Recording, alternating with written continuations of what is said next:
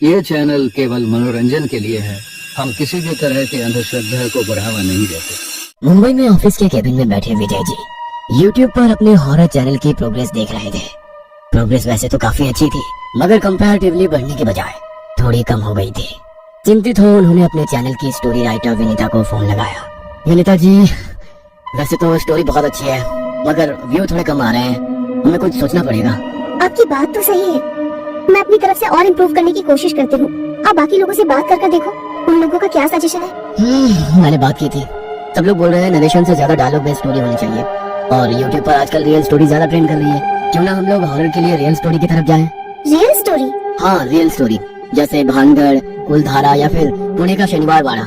आप शनिवार वाड़ा पर कोई स्टोरी लिखिए ना। शनिवार वाड़ा के बारे में कुछ सुना तो है, मगर ज्यादा कुछ नहीं पता है।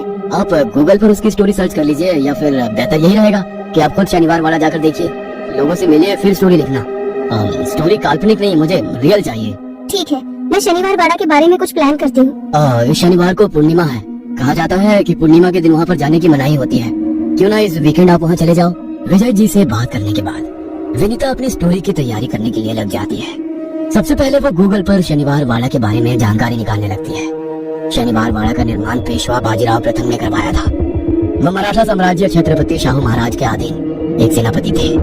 गूगल से और भी सारी जानकारी लेकर विनीता अपने कलीग श्रद्धा के साथ मुंबई से पुणे के लिए निकल गई। विनीता, मैंने सुना है शनिवार वाड़ा बनने के 85 सालों तक पेशवा का अधिकार रहा था, मगर उसके बाद फिर अंग्रेजों ने अधिकार जमा लिया। हाँ, सही सुना है। क्या वहाँ पर सच में कोई आत्मा रहती है? हाँ, अगर गूगल की मानो तो वहाँ पर 18 वर्षीय नारायण राव की आत्मा है, जो हर पूनम को मदद के लिए आवाज लगाती है। कई लोगों ने उसकी आवाज सुनने का दावा किया है। पूनम, वो तो आज ही है। इसका मतलब यदि लोगों की कही हुई बात सच होगी, तो सच में हमारा सामना नारायण राव की आत्मा से होगा। आत्मा से सामना होगा या नहीं वो तो नहीं पता, मगर इतना जरूर पता है कि वो महल अपने अंदर कई सारे रहस्यों को छुपाए हुए है। कई लोगों ने नारायण राव के आखिरी शब्दों को सुना है। आखिरी शब्द? सिंहासन की लड़ाई में किसी ने धोखे से नारायण राव को मार दिया था। नारायण राव खुद को बचाने के लिए अपने काका को बुला रहे थे। उनके आखिरी शब्द थे, काका भाला बचाओ। कहा जाता है आज भी कई लोगों ने पूर्णिमा की रात को नारायण राव की आवाज को सुना है। मतलब नारायण राव की आत्मा खुद को मिले धोखे के कारण भटक रही है। हाँ, शायद। इस महल के बारे में एक और कहानी है। 1828 में इस महल में भयंकर आग लगी थी, जो 7 दिनों तक जलती रही थी। उस आग के कारण महल का बहुत सा हिस्सा प्रभावित हो गया था, मगर आज तक उस आग के लगने के बारे में कुछ पता नहीं चला। शनिवार वाड़ा के बारे में जितना सुना था, ये तो उससे भी ज्यादा रहस्यमय लग रहा है। वो तो वहीं जाकर पता लगेगा। दोनों बातें करते करते शनिवार वाड़ा तक पहुंच चुकी थी। उस महल की खूबसूरती आज भी बरकरार है। यह देख दोनों हैरान थी। इस महल को बनाने वाले कारीगरों का जवाब नहीं, आज भी कितना खूबसूरत लग रहा है। श्रद्धा, अपना कैमरा रेडी रखो, कुछ लोगों के इंटरव्यू लेंगे और पूरे महल की रिकॉर्डिंग करेंगे, ताकि ब्लॉग बनाने में कोई भी दिक्कत न हो। और हाँ, एक बात का विशेष ध्यान रखना, हम लोगों को रात होने के पहले यहाँ से निकलना है।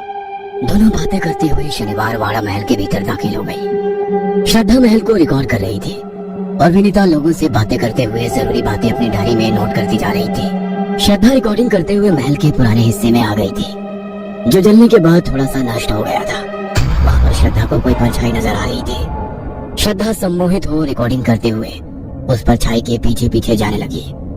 वहाँ पर उस समय कोई भी नहीं था। श्रद्धा को अपना होश नहीं था। तभी उसे अपने कंधे पर किसी के हाथ के होने का एहसास हुआ, जो बहुत गर्म था।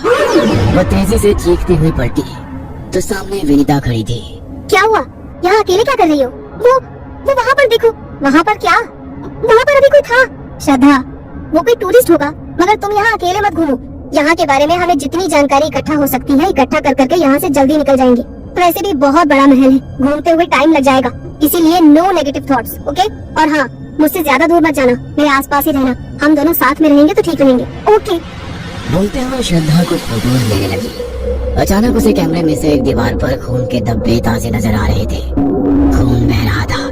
कैमरा हटाकर जैसे उसने दीवार की तरफ देखने लगी तो वहाँ पर कोई धब्बा नहीं था। श्रद्धा को लगा कि ये उसके मन का वहम होगा, मगर फिर भी वो तुरंत विनीता के पास जाकर खड़ी हो गई। विनीता किसी से बात कर रही थी।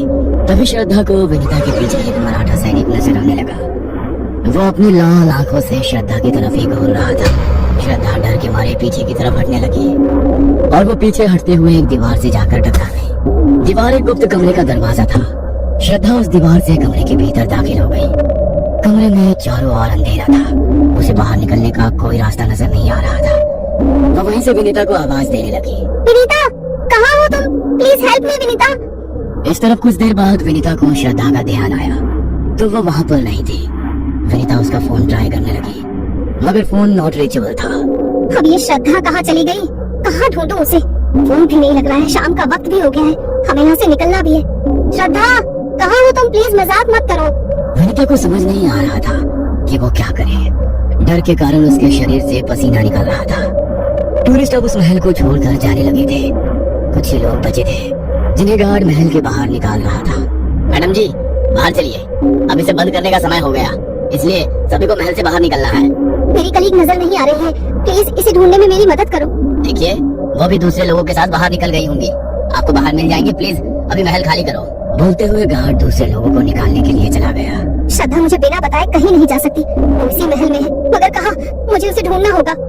एक तरफ विनीता श्रद्धा को ढूंढ रही थी, दूसरी तरफ श्रद्धा कमरे से बाहर निकलने का रास्ता ढूंढ रही थी, मगर अंधेरे में उसे कुछ भी समझ में नहीं आ रहा था। वो चलते हुए दूसरे कमरे में पहुंच गई, जहाँ पर लगभग 18 वर्षीय बालक मराठा सैनिकों की वेशभूषा में खड़ा था। पास ही एक बुजुर्ग राघो बा खड़े थे। काका, इतनी कम उम्र में लोगों ने मुझे पेशवा घोषित कर दिया, मैं फिर आजकल संभालने के लायक नहीं हूँ। नारायण राव, वो तो आने वाला वक्त बताएगा कि तुम कितने काबिल हो। अभी जरूरी काम से रात के वक्त एक विशेष सभा का आयोजन किया गया है, तुम सभा में चलने की तैयारी करो। राघव बा के कहने पर नारायण राव सभा में जाने के लिए तैयार हो रहा था, मगर अभी उसके कमरे में कुछ सैनिक घुस आए और उन्होंने धोखे से नारायण राव को मार दिया। काका, मारा बचाओ। हाँ नारायण, मैं आता हूँ, कहकर वो आगे बढ़े और अपनी कमर से एक कटारी निकालकर उन्होंने नारायण राव के पेट में डाल दी। भाई साहब के मरने के बाद पेशवाई मुझे मिलनी थी, मगर उनके छोटे बेटे को मिल गई, मगर अभी खानदान में कोई नहीं बचा है। आज से मराठा साम्राज्य का पेशवा मैं हूँ, राघोबा। नारायण जो दर्द के कारण बेसुध था, राघोबा की बात सुनकर गुस्से में बोला, आपने इस महल, इस पेशवाई के लिए मुझे मारा है, मगर मेरे बाद अब सिंहासन पर कोई नहीं बैठेगा। कहते हुए नारायण राव की मौत हो गई। आज पूर्णिमा की रात पूरा इतिहास खुद को दोहरा रहा था। उस इतिहास की साक्षी बनी श्रद्धा की हालत खराब थी। तभी उसे अपने कंधे पर किसी के हाथ का एहसास हुआ। उसे लगा विनीता होगी।